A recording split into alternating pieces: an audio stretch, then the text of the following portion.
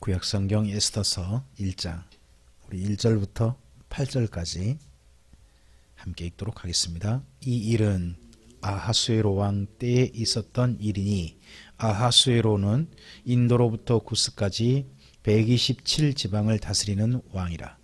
당시에 아하수에로 왕이 수산궁에서 즉위하고 왕위에 있은 지 제3년에 그의 모든 지방관과 신하들을 위하여 잔치를 베푸니 바사와 메대의 장수와 각 지방의 귀족과 지방관들이 다 왕 앞에 있는지라. 왕이 여러 날 곧 180일 동안에 그의 영화로운 나라의 부함과 위엄의 혁혁함을 나타내니라. 이 날이 지남에 왕이 또 도성 수산에 있는 귀천간의 백성을 위하여 왕궁 후원 뜰에서 7일 동안 잔치를 베풀세 백색, 녹색, 청색 휘장을 자색 가는 배줄로 대리석 기둥 은고리에 메고 금과 은으로 만든 걸상을 화반석, 백석, 운모석, 흑석을 깐 땅에 진설하고 금잔으로 마시게 하니 잔의 모양이 각각 다르고 왕이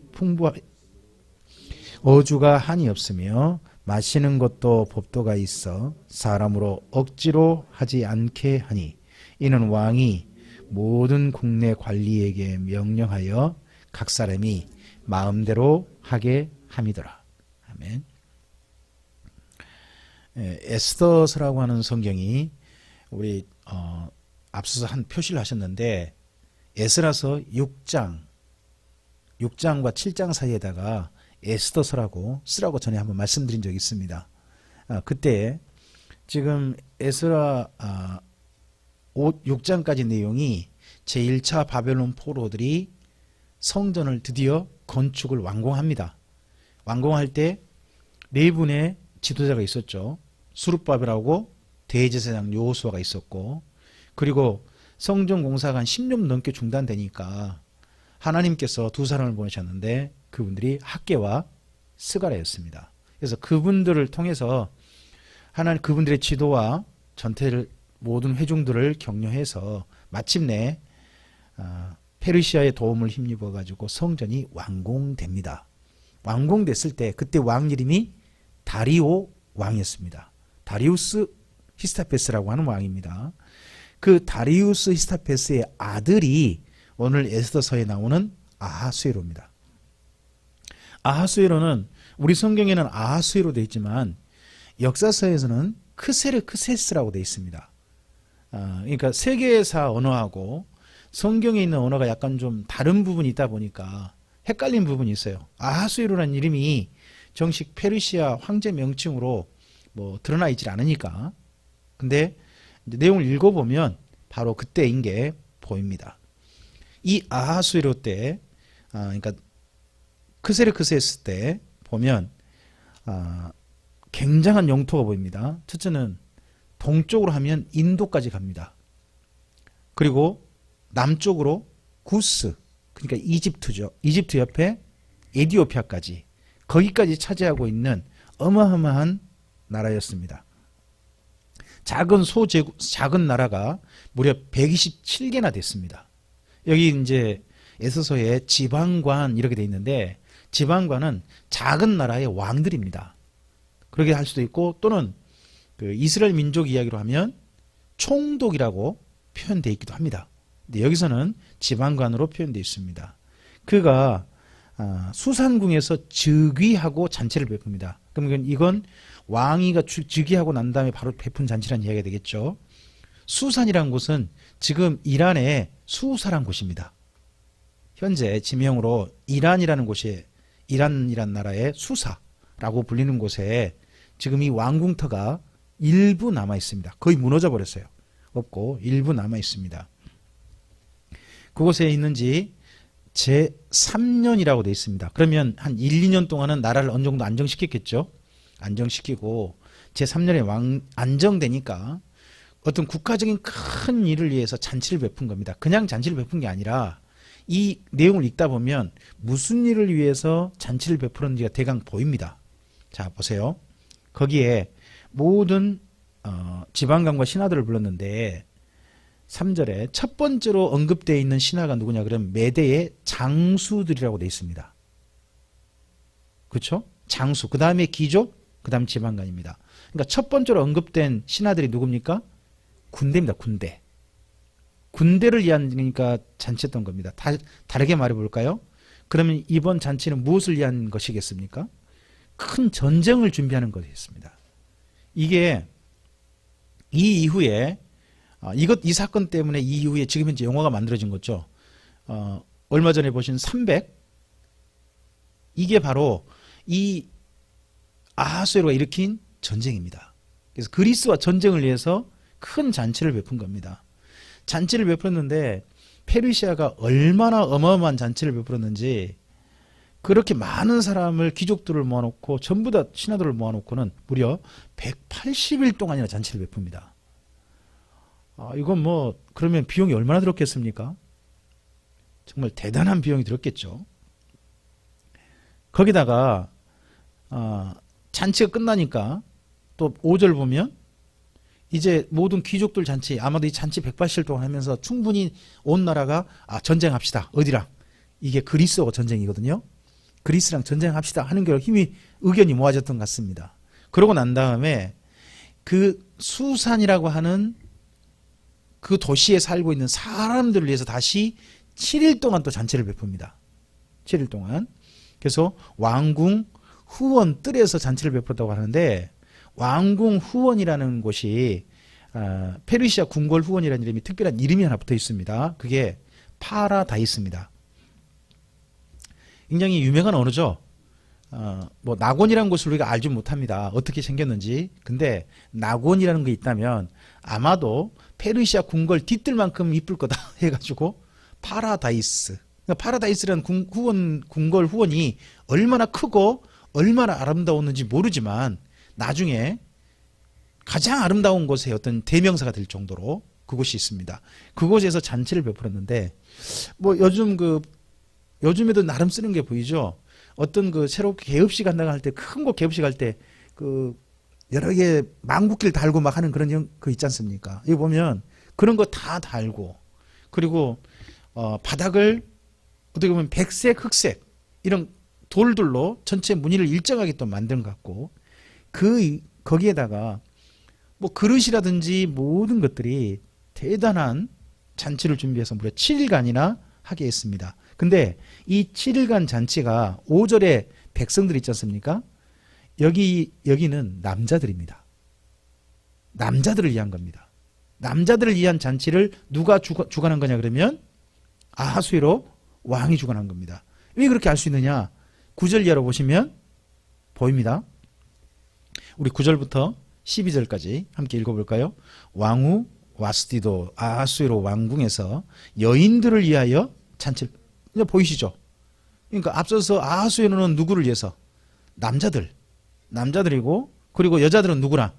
왕후랑 함께 해서 7일간 이 도시가 잔치를 베푼 겁니다. 근데 제7일날 10절 이하 읽어보죠.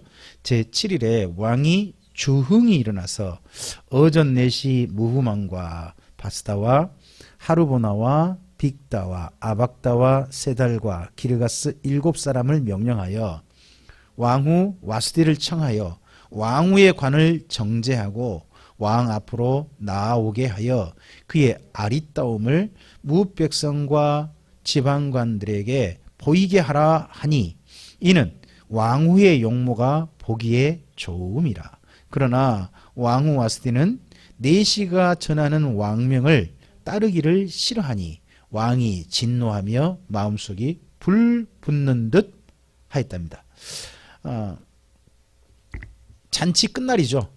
제7일이면 이제 7일인데 술을 너무 많이 드신 것 같습니다. 주흥이 일어나서 말하니까 줄을 좀 끊었으면 좋겠는데 그게 10절에 주흥이 일어나서 그러니까 지금 왕이 어떤 왕비한테 오라고 명령한 거 사람들한테 보여주려고 명령한 게 뭐 때문입니까?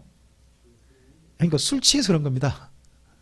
술 취해가지고 술 기운에 이게 기분이 그냥 쭉쭉 올라가가지고 그래가지고 평소는 하지 않는 걸 좀 부탁을 한 겁니다. 이게 명령을 했는데 자, 이게 11절 내용에 대해서 의견이 좀 분분한데요.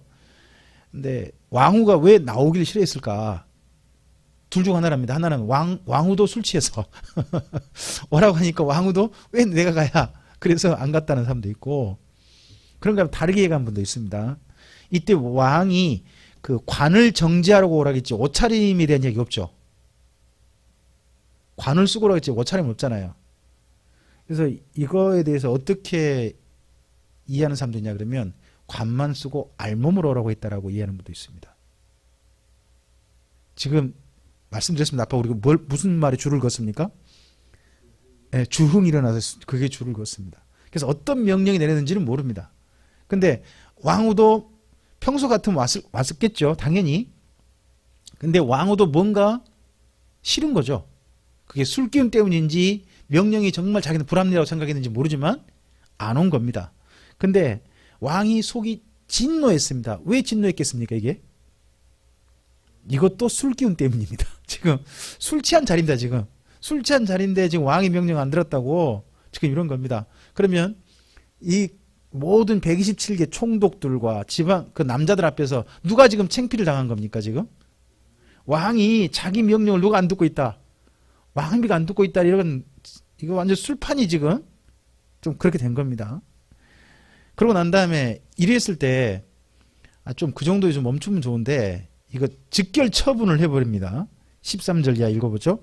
왕이 사례를 아는 현자들에게 묻되 왕이 규례와 법률을 아는 자에게 묻는 전례가 있는데 그때에 왕에게 가까이 하여 왕의 기색을 살피며 나라 첫 자리에 앉은 자는 바사와 메대의 7지방관 곧 가르스나와 세달과 아드마다와 다시스와 메레스와 마르스나와 무무가니라. 왕후 와스티가 내시가 전하는 아하수에로 왕의 명령을 따르지 아니하니 규례대로 하면 어떻게 처치할까?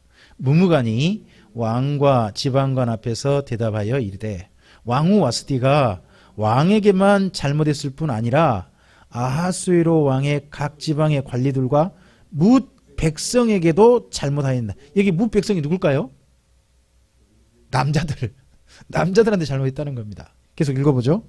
아하수에로 왕이 명령하여 왕후 와스티를 청하여도 오지 아니했다 하는 왕후의 행위의 소문이 누구에게?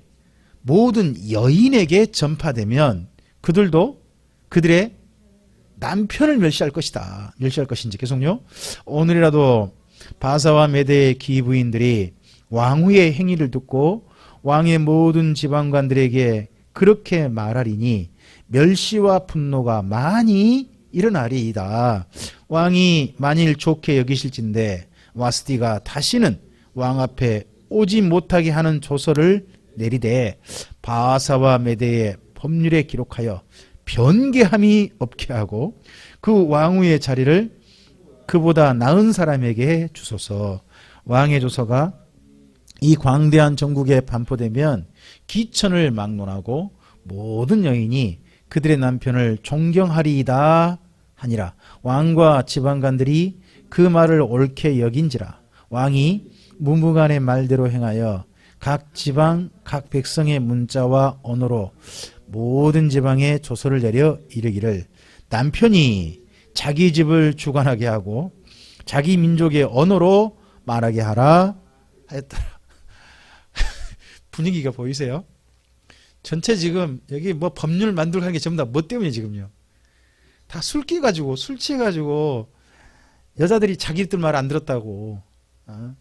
이거 왕후가 말 안 들으면 앞으로 누구도 그럴 거라고. 평소 아내한테 조금 눌려서 한 사람들이 많았던 모양인지도 모르지만 하여튼 그렇게 돼서 이거 왕후 때문에 모든 여자가 이렇게 되면 나라 전체가 시끄러울 거다. 그러니까 국가 왕의 명령을 통해 가지고 첫째는 여인들이 좀 꼼짝 못하게 만들어야 되고 그리고 세상에 왕이 불렀다고 안 온다고 왕후를 쫓아내자입니다. 폐위시켜 버렸습니다. 그것도 뭘로 말미암아 변개함이 없게 법률로 완전히 그렇게 만들어 버렸습니다.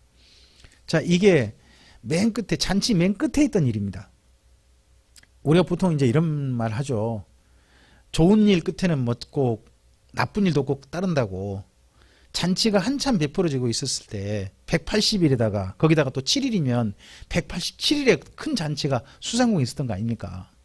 근데 맨 마지막 날 그거 한 개가 지금 전체 분위기를 망가뜨려서 이렇게 되고 말았습니다. 이렇게 되고 난 다음에 뭐 왕이 후회가 없어야 할 텐데 이거 술 기운에 한 거 아닙니까? 그럼 술도 가라앉을 것이고 또 술기운 때문에 일어났던 분노도 가라앉겠죠. 그러니까 2장이 있는 겁니다. 자, 우리 2장 1절부터 4절 읽어보죠. 그 후에 아하수르 왕의 노가 그치죠. 계속요. 와스디와 그가 행한 일과 그에 대하여 내린 조서를 생각했습니다. 뭐 한 겁니까? 내가 좀 너무 지나치게 한 것 같다.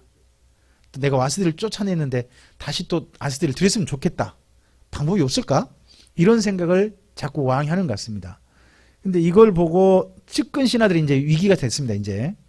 그래서 그 다음에 계속요. 왕의 측근 신하들이 아르되 왕은 왕을 위하여 아리따운 처녀들을 구하게 하시되 전국 각 지방의 관리를 명령하여 아리따운 처녀를 다 도성 수산으로 모아 후궁으로 들여 궁녀를 주관하는 넷이 해계의 손에 맡겨 그 몸을 정결하게 하는 물품을 주게 하시고 왕의 눈에 아름다운 처녀를 와스디 대신 왕으로 삼으소서 하니 왕이 그 말을 좋게 여겨 그대로 행했답니다.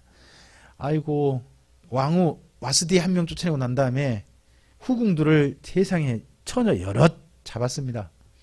이게 옛날 왕들은 이 처녀들이요 왕비가 안 된 처녀들은 어떻게 될까요? 후궁이잖아요. 후궁. 후궁이니까는 일단 왕비는 되는 거죠. 근데 왕하고 평생에 몇 번 만날까요? 그죠? 2번 만나고 영원히 안 만날 가능성이 높습니다.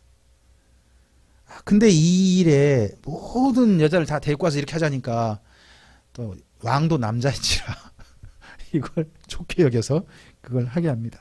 그랬을 때 어떻게 보면 아름다운 처녀 가운데 한 명이 있는데 그게 도성수산에 살고 있는 한 유다인의 사람입니다.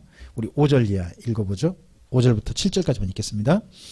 도성수산에 한 유다인이 있으니 이름은 모르드게라. 그는 베냐민 자손이니 기스의 중손이요 시므이의 손자요 야일의 아들이라. 전에 바벨론 왕 느부갓네살이 예루살렘에서 유다 왕 요고냐와 백성을 사로잡아 갈 때에 모르드게도 함께 사로잡혔더라. 그의 삼촌의 딸 하다사 곧 에스더는 부모가 없었으나 용모가 곱고 아리따운 처녀라.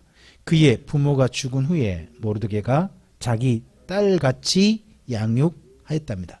자, 여기에 모르드게라는 사람이 나옵니다. 그는 지파가 베냐민 지파예요. 베냐민 지파인데 뭐라고 불려요? 유다인. 그러니까 유다인이라는 것은 유다라는 나라, 남유다라는 나라의 사람이라는 뜻이 되겠죠. 1차적으로. 근데 유다라고 할 때는 또 하나님을 찬양하라. 뭐 그런 이름의 뜻도 들어 있습니다. 베냐민 자손도 유다인으로 불리는 그런 때입니다. 근데 이 모르드게는 언제 잡혔는지 6절에 나와 있죠. 그분은 2차 포로 때 잡혀왔습니다. 여호야킨 왕이 사로잡혀 올 때 요고냐죠. 요고냐가 여호야킨 왕이거든요. 이때가 2차입니다. 2차. 2차 포로 때 잡혀온 사람인데 지금도 생존해 있습니다. 그런데 그가 7절 보시면 이 하다사라는 이름이 그 히브리식 이름이고요. 그리고 하다사를 페르시아식으로 바꾼 이름이 에스더예요. 이름의 뜻이 같아요. 별. 별이면 하늘의 별.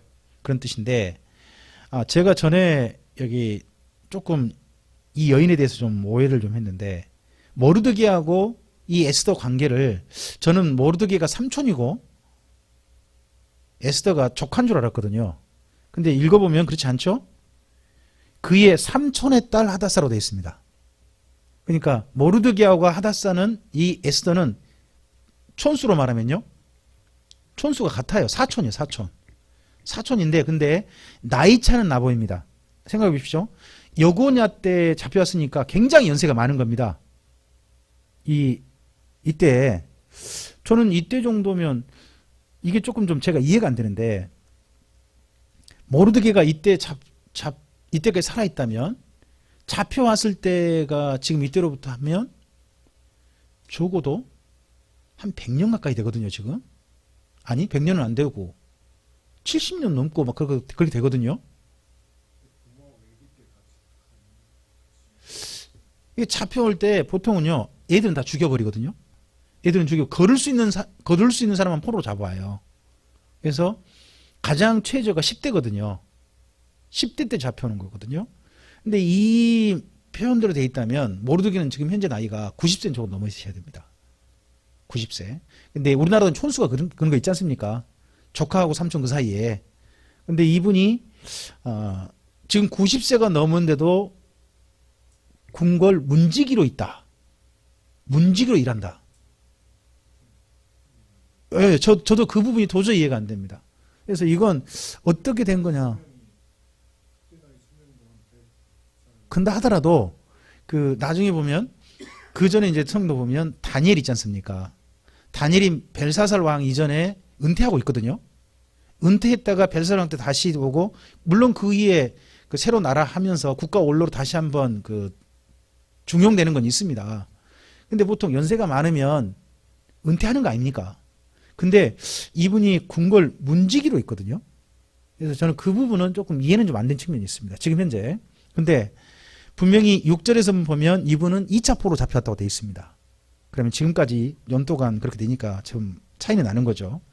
어쨌든지 에스더는 모르드게의 조카가 아니라 모르드게하고 오빠인 거죠. 연세 많은 오빠. 연세 많은 오빠. 그렇게 되어 있습니다. 자, 좀 더 읽어보겠습니다. 8절 이하 읽어보죠.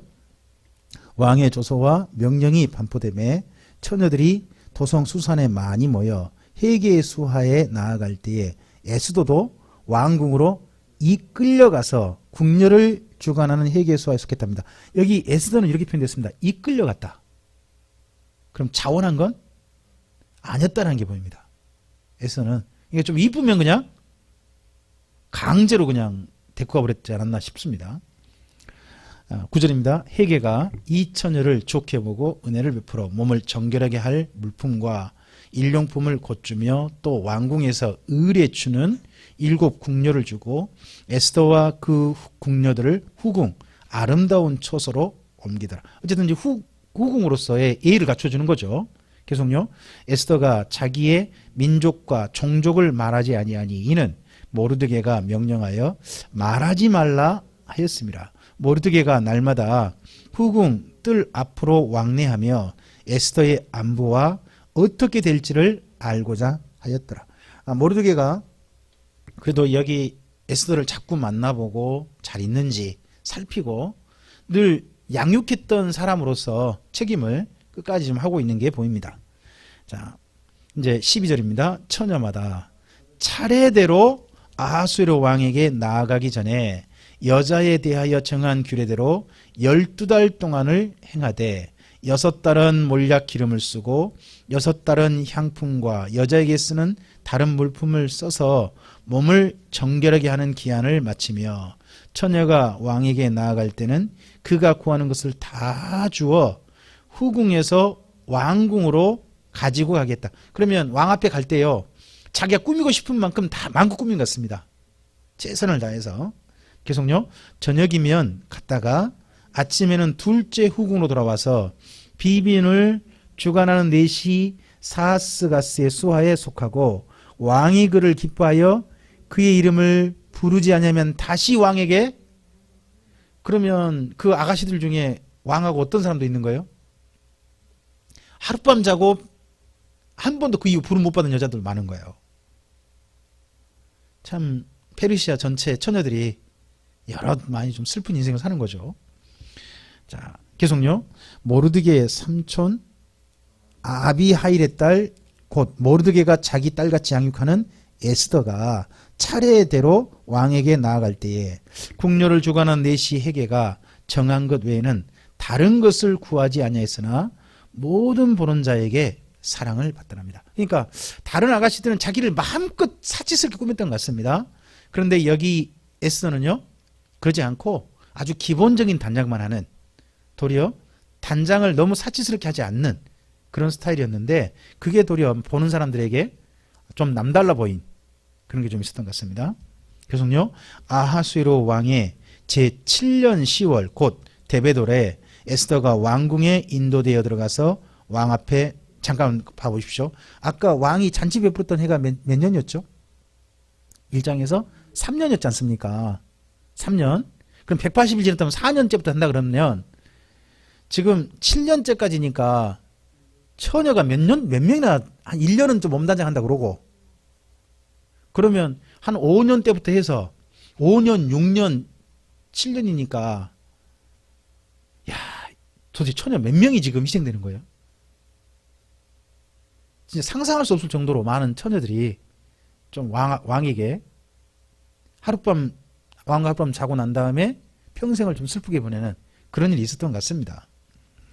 자, 어쨌든지 그 7년째 되는 해에 왕 앞에 인도되어 나갔답니다. 17절입니다. 왕이 모든 여자보다 에스더를 더 사랑하므로 그가 모든 처녀보다 왕 앞에 더 은총을 얻은지라. 왕이 그의 머리에 관을 씌우고 와스디를 대신하여 왕으로 삼은 후에 왕이 크게 잔치를 베푸니 이는 에스더를 위한 잔치라. 모든 지방관과 신하들을 위하여 잔치를 베풀고 또 각 지방 세금을 면제하고 왕의 이름으로 큰 상을 주었답니다. 그러니까 여기 에스더가 와스디 대신에 왕후가 된 걸 기념해가 또 잔치를 베풀고 뭐 여러 가지 상도 주고 그런 날이 있었다 하는 걸 이야기하고요.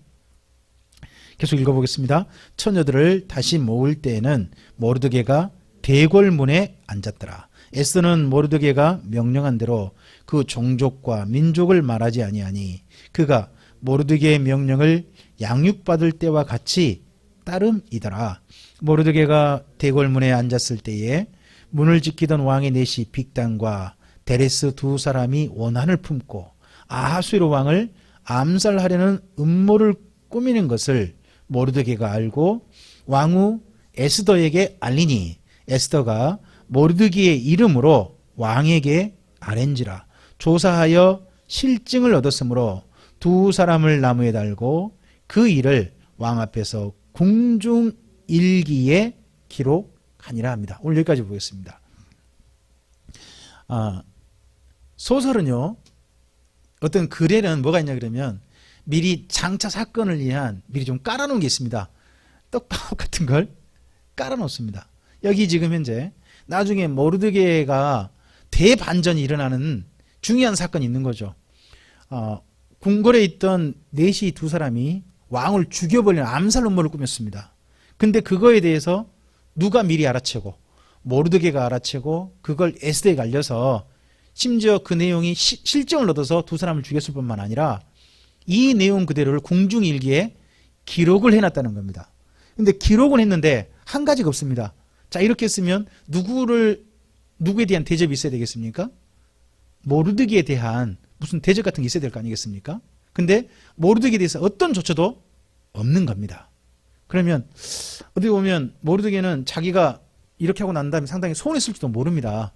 근데 전혀 말하지 않는 거죠. 더더구나 자기가 누굽니까? 에스더의 사촌 아닙니까? 왕후의 사촌인데 그런 왕후의 사촌으로서 자기한테 어떤 뭐 혜택도 안 주고 뭐가 돌아오지 않아 전혀 말하지 않았다. 이게 도리어 나중에 그에게 큰 유익을 줄지도 어떻게 알았겠습니까? 우리 삶에 있어서 좋은 일들은 때때로 남들이 좀 알아주기 원하는 것도 있죠. 근데 언젠가는 사람들이 알아줄 수도 있고요. 그리고 알아주지 않는다. 하나님은 또 언젠가 섰을 때 알아줄 날이 있겠죠. 자, 에스더가 왕후가 되어지고 모르드게가 어떻게 보면 반란을 일으키려는 것에 대해서 왕을 죽이려는 암살 음모에 대해서 막았던 사건이 앞으로 어떠한 사건으로 이어질지 이 이야기를 좀 살펴가도록 하겠습니다. 장차. 자, 에스더서를 살필 때 이걸 보셔야 됩니다. 첫째는 에스더서는요, 여호와라는 이름이 한 번도 등장하지 않습니다. 그리고 에스더서는 아무리 이제 살펴보면 한 가지가 보입니다. 그게 뭐냐 그러면 조서 같습니다. 페르시아 정부 조서. 페르시아 정부 조서인데 이걸 페르시아 뭐 이스라엘 민족만을 위한 조서가 아니라 페르시아 모든 속한 모든 사람들이 낸 조서로 되어 있습니다. 그러다 보니까 이 에스더와 모르드게가 섬기는 신의 이름은 밝히지 않고 있습니다. 저는 그렇게 봅니다. 그러면서 모든 민족에게 이 모르드게와 에스더를 돌보시는 하나님이 신이 계시다 하는 이야기를 알리는 겁니다. 자, 그런 내용으로 에스더가 정리되어 있습니다. 읽어가면서 이제 우리의 삶을 또한 살펴보고, 그리고 우리도 이렇게 도우시는 하나님이 우리 곁에 바로 계신다 하는 것도 우리들이 함께 감각할 수 있으면 좋겠습니다. 기도하겠습니다. 주님, 우리 인생의 사건이 반전이 일어날 수 있는데 그 반전이 일어날 수 있는 큰 기회가 온다고 해서, 또는 그 기회가 왔다고 해서 바로 우리 인생에 어떤 기회가 안 될 수도 있음을 봅니다. 하지만 하나님 앞에 선한 일을 향한 거, 하나님 앞에 바르게 했던 거에 대해서는 하나님께서든지 또는 그것을 진실하게 본 사람들에게 인정받을 날이 있게 될 걸로 생각합니다. 도리어 다른 사람보다 과하지 않게 자기를 가꾼 에스더가 왕의 눈에 든 게 보입니다. 그와 함께 수없이 희생된 페르시아의 처녀들도 보입니다. 옛날 황제의 대제국의 횡포가 얼마나 많은 사람들을 어떻게 희생했는지에 대해서도 보게 합니다. 그러한 시대가 아닌 모든 국민이 나라의 주인인 시대에 우리가 살고 있음이 얼마나 다시 한번 감사한지 모르겠습니다. 이러한 시대에 살고 있는 우리로서 하나님 안에서 우리 인생을 보다 값지게, 하나님 안에서 보다 아름답게 우리 인생을 살아갈 수 있도록 주님께서 힘을 주시옵소서. 하나님의 선하신 손길에 우리 자신을 의탁드리오며 예수님 이름으로 기도합니다. 아멘.